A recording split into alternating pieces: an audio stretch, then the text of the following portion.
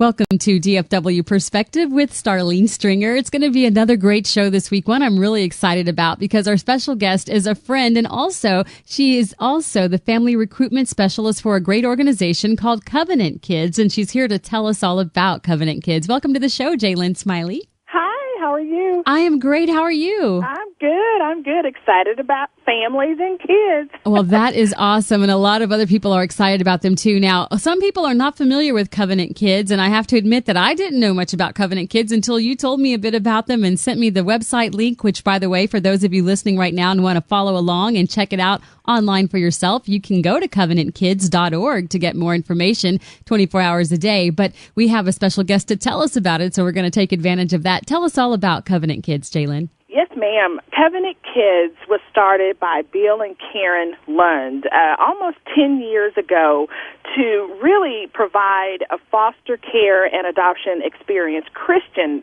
experience for kids that are coming out of foster care and placed in single parent married couples, but in single family units, so out of the foster care system and placed in homes with moms, dads, other kids. And these families look like yours and mine. In fact, you probably know a foster family or an adoptive family and probably didn't even know that's what they did. But Karen and Bill started Covenant Kids so we could be a ministry for kids coming from really, really hard places. And I've been around foster care and adoption for a really long time, and the kids don't change. They didn't do anything, to come into foster care. It was decisions that adults made, but our kids need those loving arms wrapped around them as they're dealing with the chaos and being removed from mom and dad and the situations that they know to be normal, even though they're not.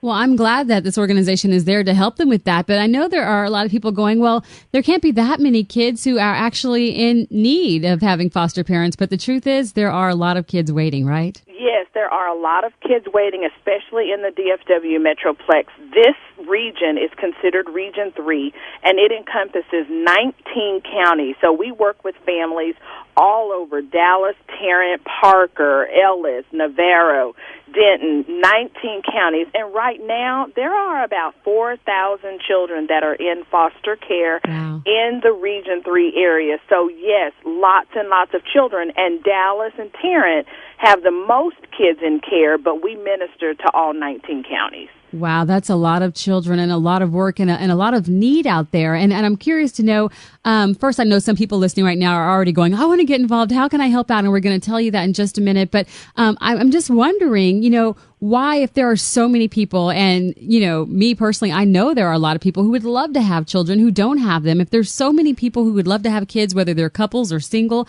and then there's so many children in need of a parent figure or a father figure or a mother figure in their lives, why the disconnect? Why aren't they being connected? Well, a lot of families know about foster care but don't know that they could step in and help by providing a temporary home for kids. I know that sounds crazy, and that's why we're grateful to you for allowing us to come on today, because 20 years ago when I started this, I just thought you tell people, they come forward, and the number of kids disappears or definitely declines. But children continue to come in that front door of CPS, and so there has been that need. Sometimes the numbers are higher or lower, but the need never goes away. So we continue to just go out to churches and organizations and anyone that will allow us to come in to talk about the need and what families can do, because sometimes the problem seems so big, it's almost like what I do won't necessarily matter to that one child, but believe me, it does. And I always tell families, even if you're not ready to step into foster care and adoption right away, there are many ways to help by praying. That is the biggest thing for us. Yes, we are a Christian agency. All of our families attend church, and it's important to us to have the kids to get into a normal environment. So going to church, and then that couple at church that's working in the children's ministry that sees you drop off 4 kids every Sunday and different kids, possibly every Sunday, then they see that, oh, maybe we do have extra space. Maybe we do have an extra arm to hug, to help the tears. It's more tangible when you can see someone that's actually doing it versus just a commercial, saying that you can help, because there are so many great causes out there. But these kids are right here, urban ministry, this U.S. soil ministry. Not that there's anything wrong with international ministry, but our kids continue to come in that front door. So we want to be a resource for them and for those birth parents, too, because sometimes this is the wake-up call. I'm going to lose my children if I don't change my pattern. Mm-hmm, mm-hmm.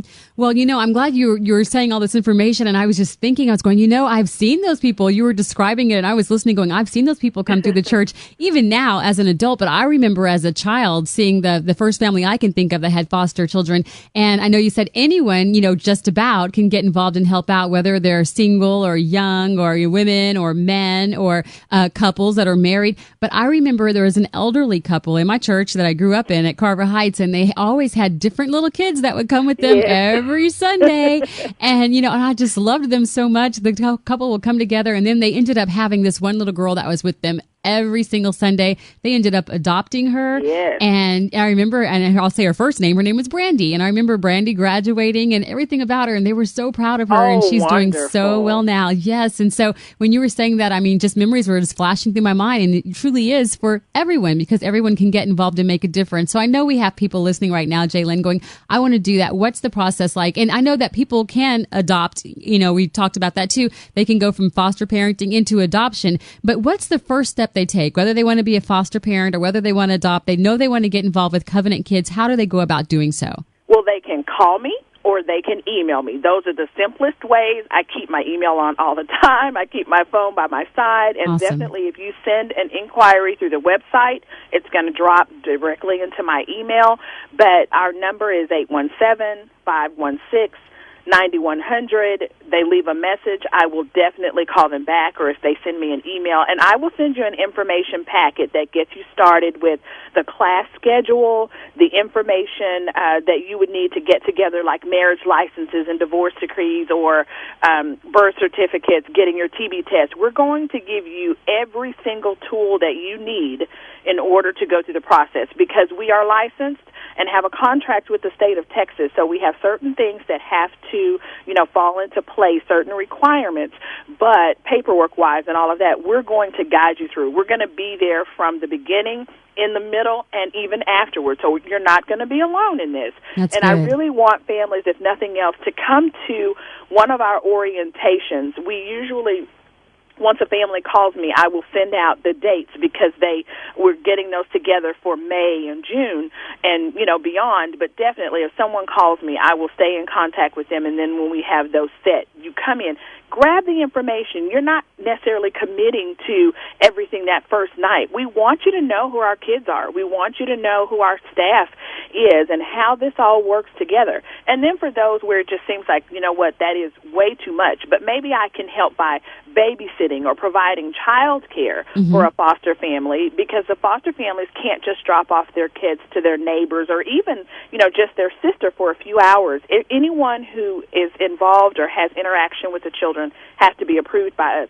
So some families start out by providing respite care and babysitting. So just give me a call, and I will definitely guide you through the way. I know that this is definitely of the Lord. I can't stress that enough, and how He's guided my steps and where I've worked. And Covenant Kids has definitely been a godsend, because we know what families are thinking. We have staff that have fostered, that have adopted.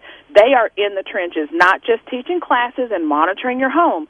We have, walked that walk and talked the talk. I love it. I love it. And if you missed the number she gave, it's 817-516-9100, 817-516-9100. And what's the email address to contact you for people who want to do so? They can contact me at jsmiley@covenantkids.org. So jsmiley@covenantkids.org.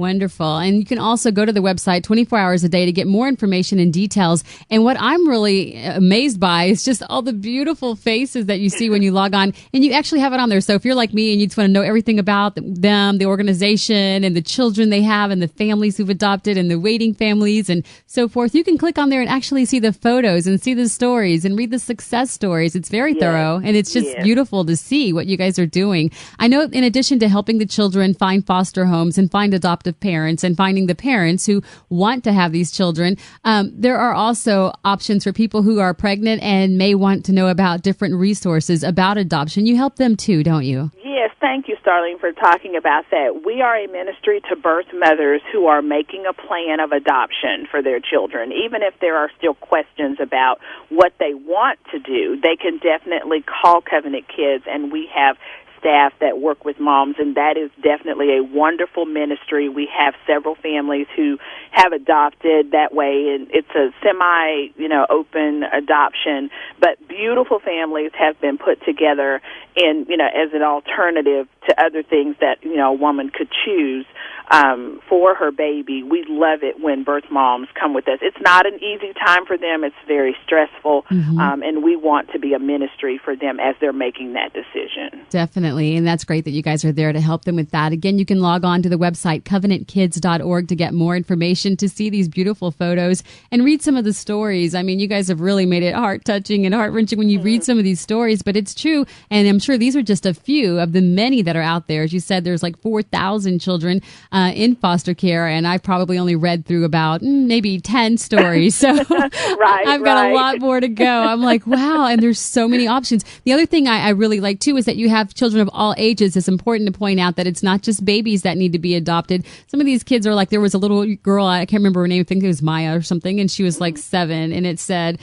she likes playing mommy, but she doesn't have one. And I just went, oh, that's just heartbreaking. Yes. That is so true. The private program that we have for birth moms, those children and those moms do not have any interaction with CPS. Those are moms making that plan. But our other adoption program, all of those children are coming out of foster care, and they are definitely 0 to 17, and you might have a sibling group of 2 or 3 or 6 easily, and however they're featured on the website or on the state's website, the TARE, that is how CPS would like to place them in adoption. So when families see children on the website, they can definitely give us a call, and you have to go through the process first, though, before you can be considered.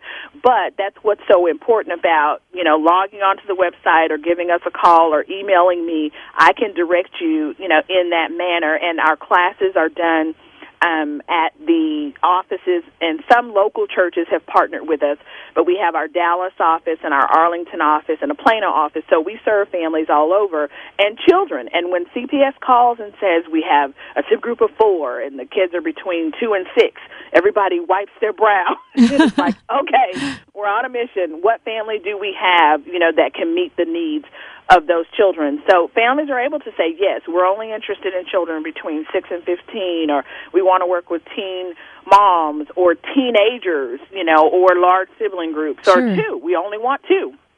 That's perfectly fine with us. We're going to guide you the whole way. So I would just ask families to just consider, pray, and consider. See what God is saying. You might just sit back, let Him work everything out, and be very blown away by what He has done, in your life, in the child's life, even if only for a couple of weeks as a foster family, or, a couple of months. They're there temporarily. You have poured into that child for a lifetime. Wow. It's not just then. It is for years and years. They take that with them. Definitely. So it is definitely a plus. Well, it would definitely be rewarding for someone to spend, like you said, whether it's just a few days, a few months, or a lifetime with these young children who just need someone to be there for them. Now, as Jalen mentioned, if you cannot become a foster parent or you cannot adopt for some reason at this time, then maybe your calling is just to donate. You can do that online, too. If you'd like to donate financially, they have it set up for you to do it right there by visiting covenantkids.org. And you can also pray, which is one of the most important things you can do, as Jalen's mentioned today, is pray for everyone involved, everyone working working at Covenant Kids, the children who are waiting for foster families or adoption, and also for the people considering doing it. We are out of time, but I want to thank my dear friend Jalen Smiley for taking time out of her busy schedule over at Covenant Kids to tell us about the organization and how they're helping so many people right here in Dallas-Fort Worth. Thank you so much, Jalen. Thank you. You're welcome. And remember, to get in touch with Jalen, you can give her a call at 817-516-9100. That's 817-516-9100 or jsmiley@covenantkids.org. You've been listening to DFW Perspective with Starlene Stringer. Have a blessed week.